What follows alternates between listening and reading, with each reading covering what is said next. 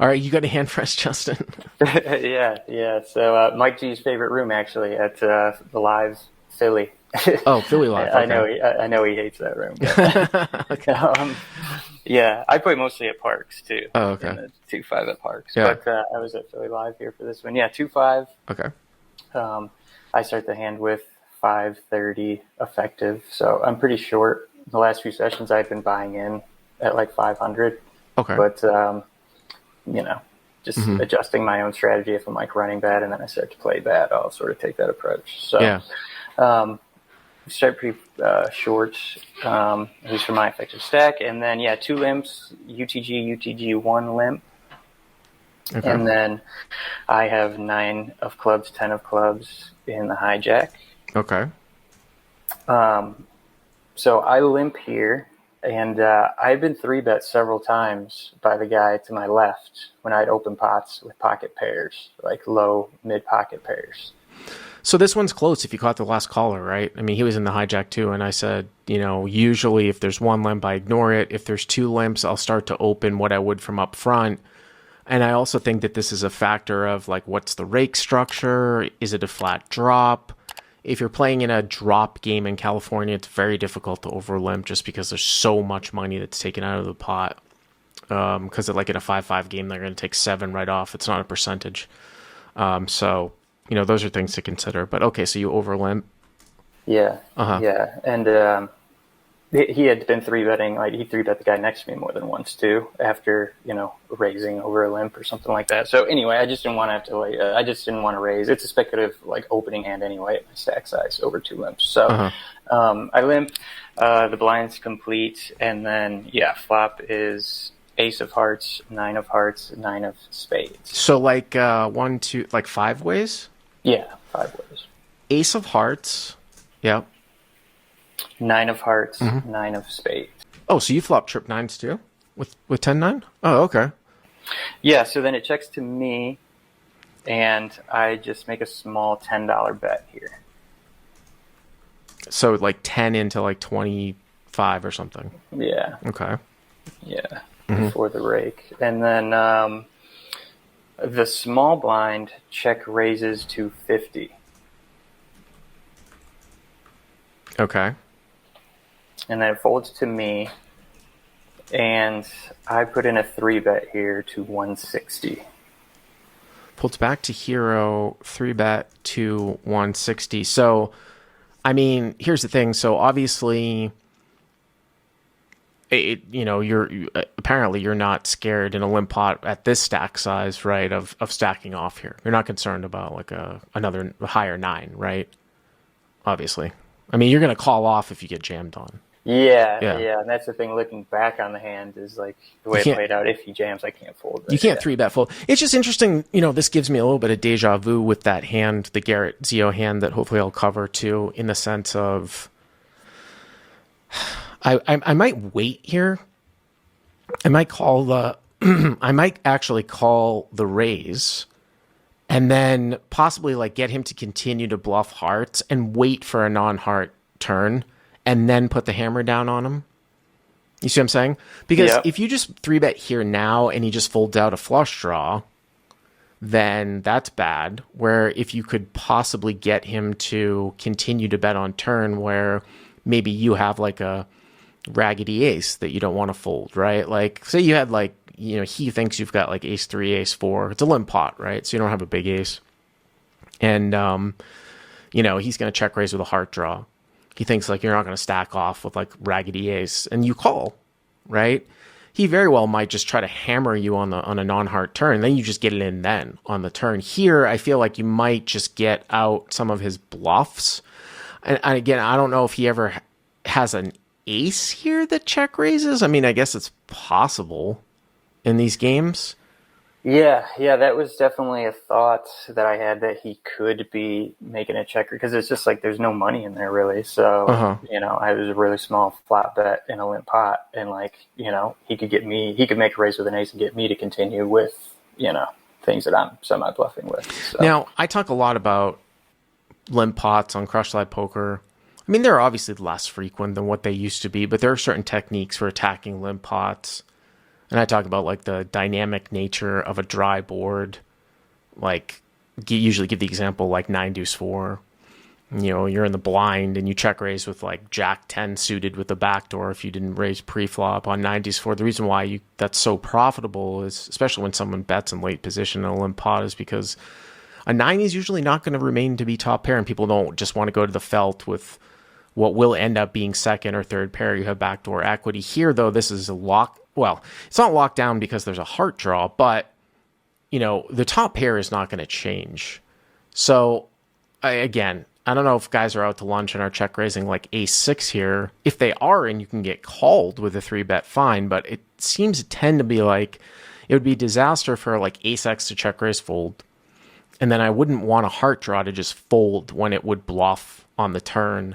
So that's kind of why I just want to call in this spot.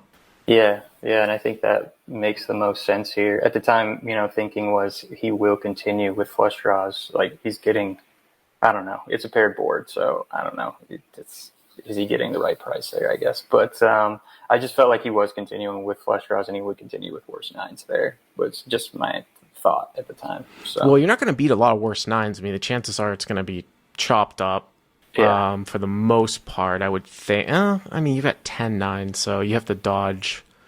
I don't know what it is. It's probably like 50% maybe or something like that you might play. But you don't know. I mean, he could have a better 9 than you, though. I mean, that's only if he has a worse 9, right? If he's entirely random. Yeah, so, for sure. Okay, so you 3-bet to 160. Yep, and he calls. Okay, so small blind calls. So you put in 320 and... so it's like, what, like 350 or something? Yeah, there's like 350 in there. All right, so the pot's like 350. And I have a pot size bet left. Yeah, that's your tricky thing. Okay. And the turn is the Jack of Hearts. Okay. Jack of Hearts on the turn. Yeah. And it goes check, check. Yeah, that's... I mean, that can't really be good for you, I wouldn't think. Now, here's the other thing, though, too, is that if this guy somehow did check raise ace-x, usually at these stakes, you don't have to worry about that getting turned into a bluff at the end. You know what I mean? Like, if he has, like, ace-10 and figures that his hand might not be good because you check back with the hearts and you really do have a 9, he's going to try to bluff you off of it. Usually, I mean, I tend to doubt that ace-x is a big part of his check raise range anyways, but that's the good thing about these levels. Okay, so check on the Jack of Hearts. So it's ace of hearts, 9 of hearts, 9 of spades.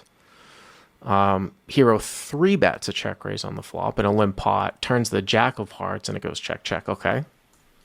Yep, and river's blank. It's a 4 clubs. And now he bets out 205. 205? Yeah. I thought you were going to say so you have like a pot size bet left, right?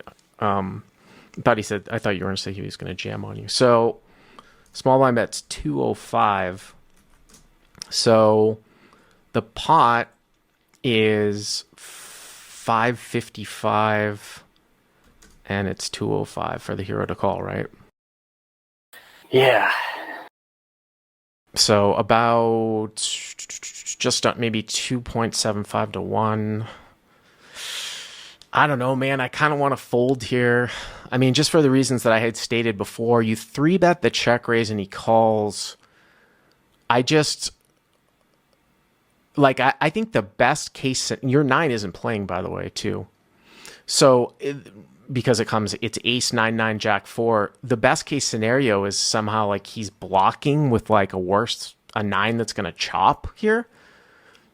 So again, like I had said before, if he's never turning ace-x into a bluff, although I will say that hand against Mike Nia that I played over the weekend when I folded ace-queen to ace-jack, who knows what that guy was doing.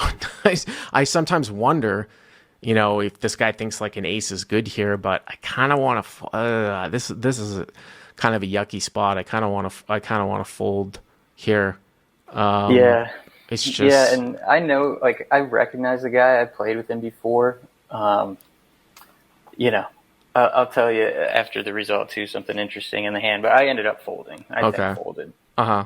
and my thinking was just like I felt like he knew I had a nine, given that like I three bet the flop. I just feel like he knew I had a nine and felt like I was going to pay off with a nine there. Well, yeah, I mean, also too, like he still did call. I mean, guys have to be one hell of a maniac if he has absolutely nothing and is calling your bet three bet on the flop to like represent the flush to bluff you off a nine when he has air. I don't think that that's what you're saying, right? You're saying that he's just trying to get you to pay off, right? Right, exactly. And I three bet flop, like thinking like the vast majority of the hands that I'm getting called with that are worse than mine are flush draws, and they all get there on the turn. So like I beat none of his value. Like there's just nothing Right.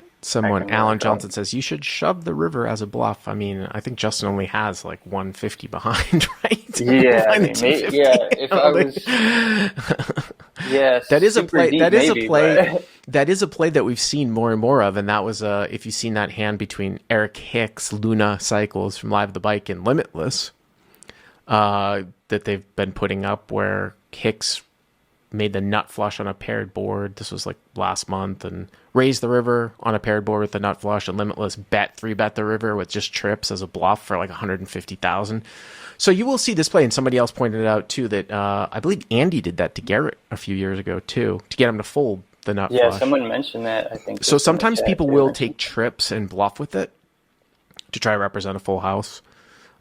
But obviously the stacks have to be way deeper, and not 150 behind. But Yeah, yeah, I yeah. wouldn't. I think he would have paid off anyway or he would have called at least if I had jammed to river, even if I was super deep I there. have no But problem with the fold here. But again, I would probably have called the check raise, and then at that point see what he does on the turn, depending on sizing and things like that. So yeah, appreciate yeah. the call. Thank you very much.